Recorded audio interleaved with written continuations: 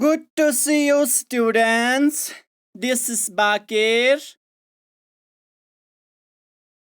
Welcome to the 17th lecture of Print Culture and the Modern World. इस lecture में हम discuss कर रहे हैं religious reforms and public debates.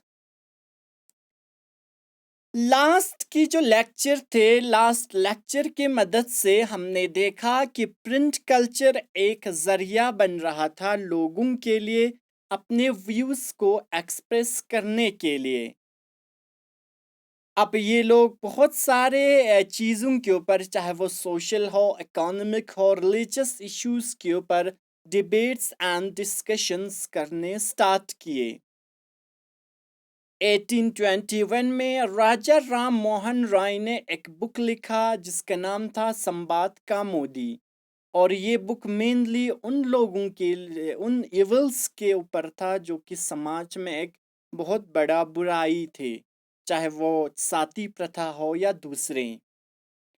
उस समय के कुछ फेमस न्यूज़पेपर्स जैसे कि बॉम्बे समाचार एंड शम्सुल अकबर कहा जाता है कि उस समय की फेमस न्यूज़पेपर्स थे।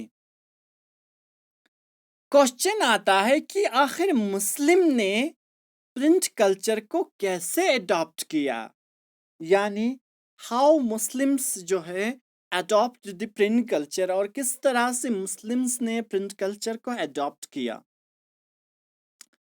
Muslim community was worried about their collapse by colonial rulers. जो मुस्लिम कम्युनिटी थे वो कॉलोनियल रूलर्स से काफ़ी वरी थे।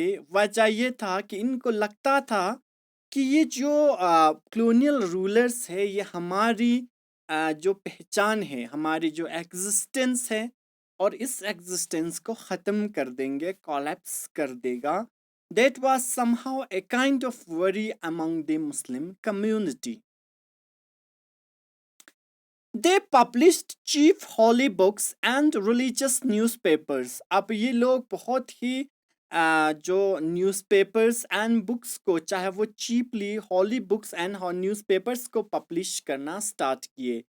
एक तो सबसे बड़ा कारण था कि इन न्यूज़पेपर्स और बुक्स के ज़रिए लोगों तक खबर पहुंचाना कि हमारी एग्जिस्टेंस के लिए ख़तरा है और मुस्लिम ऑलवेज अवेयर होनी चाहिए। इस बात को लोगों तक पहुंचाने के लिए जो मुस्लिम कम्युनिटी है उन्होंने चीप हॉली बुक्स को पब्लिश करना स्टार्ट किया एंड रिलीजियस न्यूज़पेपर्स को भी पब्लिश करने स्टार्ट किए।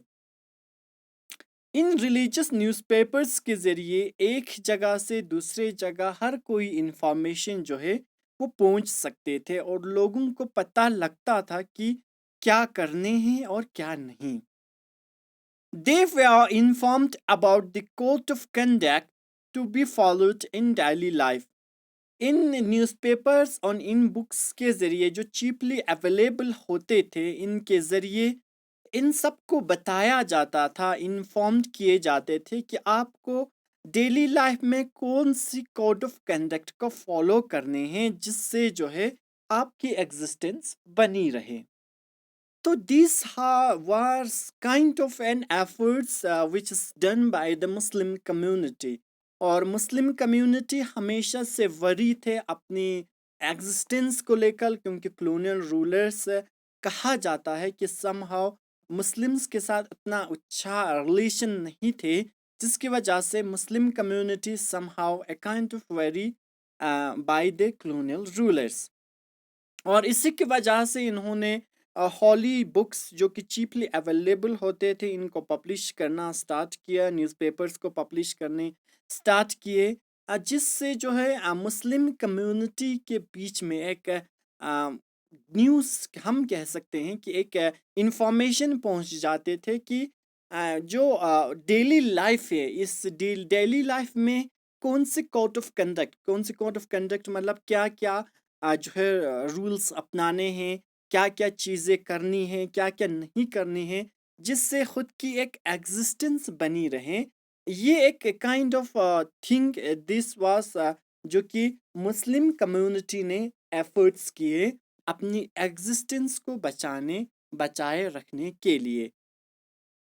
तो इसलिए मुस्लिम कम्युनिटी हम कह सकते हैं कि न्यूज़पेपर्स के ज़रिए या चीप हॉली बुक्स या प्रिंट कल्चर के ज़रिए काफ़ी हद तक इनके बीच में भी एक अवेयरनेस देखा गया अमंग द मुस्लिम कम्युनिटी, क्योंकि मुस्लिम कम्युनिटी ही एक ऐसा कम्युनिटी था जो कि बहुत ज़्यादा वेरी थे अपनी एग्जिस्टेंस को लेकर। बट समहाउ बाद में जो है इस कम्युनिटी को काफ़ी हद तक अवेयर भी हुआ due to the effort of print culture. तो स्टूडेंट्स, मैं आज का लेक्चर यहीं पे स्टॉप कर रहा हूँ। अगर आपको कोई भी क्वेरीज कुछ भी पूछना होता है ड्यूरिंग प्रिपरेशन, कोई भी डाउट या कोई भी क्लियरेंस अगर आपको चाहिए, तो आप किसी भी प्लेटफॉर्म के साथ जो है कनेक्ट होकर मुझसे जोड़ सकते हैं और आप अपनी क्वेरीज और अपनी जो डाउट है वो हमसे शेयर कर सकते हैं। So thank you so much, students. Bye bye. Have a good day.